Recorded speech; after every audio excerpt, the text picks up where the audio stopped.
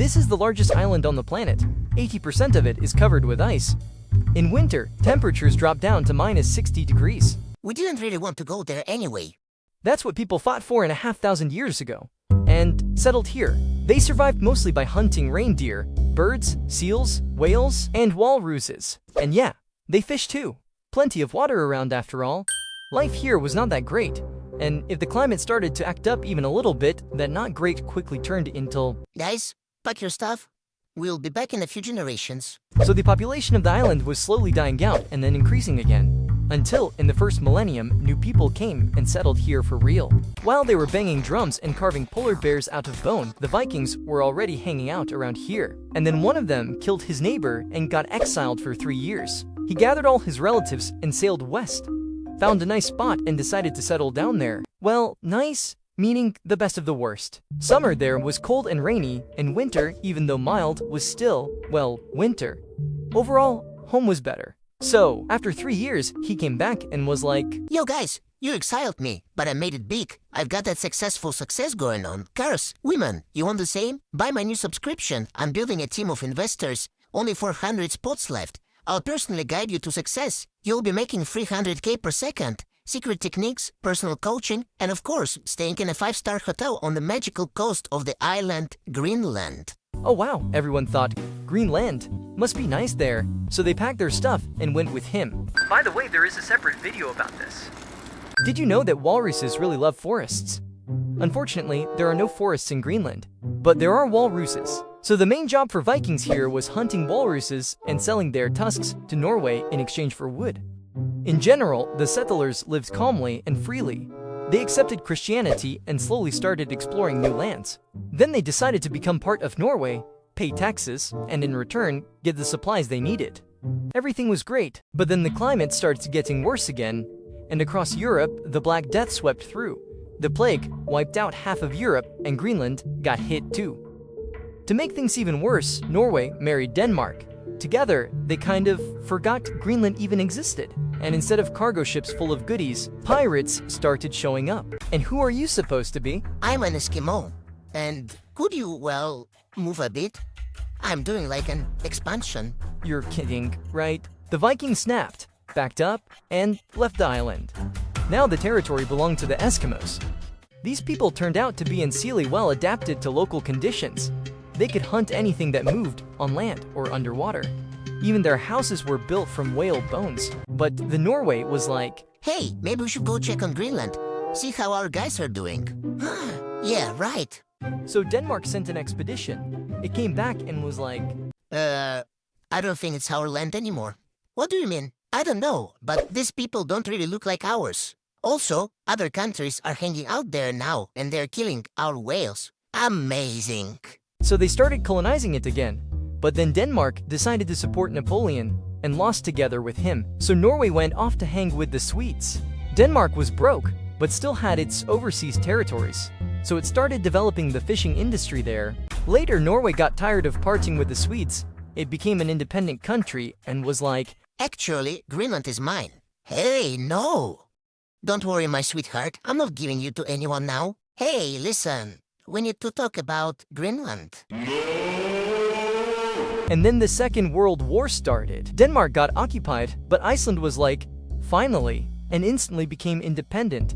Greenland, on the other hand, ended up being taken care of by USA and Canada. When the war ended, Denmark got the island back.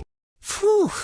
But then the Cold War between USA and Soviet Union started. Sell us Greenland. We really need it. What's your deal with it? No, it's mine. Period. $100 million? Well... Damn, okay, fine. Just build your air bases here. Oh, thanks. Hey, maybe ask us about that first. Huh? What the...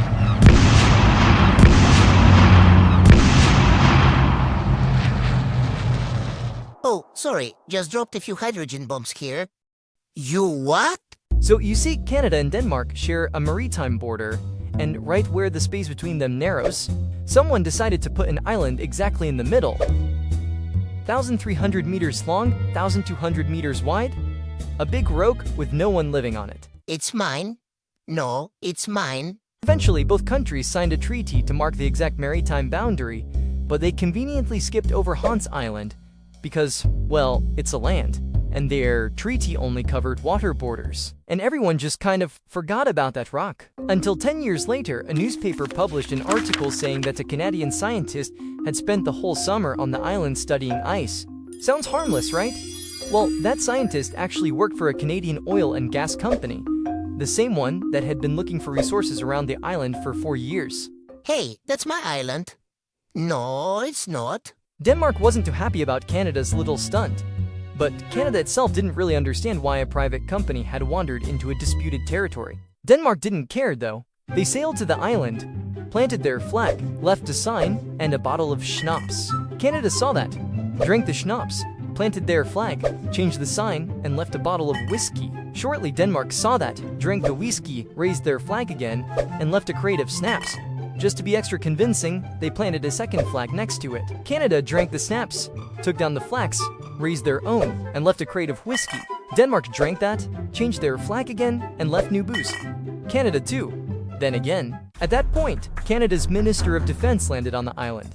Whoa, easy there. We're friends, right? What's with the defense ministers now? Look, historically speaking, I discovered it. It's kind of part of Greenland. And I'm not giving Greenland away. In general, Denmark and Canada were good allies. But this damn island just wouldn't let them rest. Every time they moved troops or did exercises anywhere near it, they had to officially say, "This has nothing to do with the territorial dispute over Hans Island." Then suddenly Canada stumbled upon a Google ad that said, Hans Island belongs to Denmark. So Canada made its own ad that said, Hans Island belongs to Canada. Clicking on it opened a themed website and automatically downloaded the Canadian national anthem. Then Denmark fired back with their own website containing the most objective and unbiased information. Let me read it to you. For many years now, the Canadian military has systematically and repeatedly invaded the Danish territory of Hans Island. In doing so, Canada had demonstrated a total disregard for international treaties and laws. Despite repeated pleas for peace, Canada has not shown any remorse on the matter. Because of this, we demand that Canada is excluded from NATO and the UN, and must be forced to give war reparations for damages they have inflicted. Furthermore, the Canadian Ministry of Defense should be disbanded, and Canadian military equipment should be handed over to Denmark. And now some interesting facts. No humans have lived on Hans Island since Canada first occupied it. The landscape of Hans Island has been barren, to say the least, since Canada first occupied it.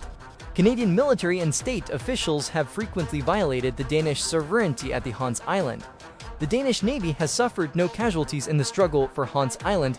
Canadian losses are known, but at least are equal, possibly higher. In the end, it all ended in peace. Denmark and Canada split the island like normal neighbors, 60% to Denmark and 40% to Canada. Now it's the first land border between these two countries. And on the island itself, 0 people, 2 flags, and an endless story of how two nations spent 40 years arguing over a rock. But your part is bigger. Thanks for watching the video, guys. I really hope that you liked it, and if you did, don't forget to put your likes, subscribe, and no, for real. Please do put likes and subscribe. And I see you in the next video.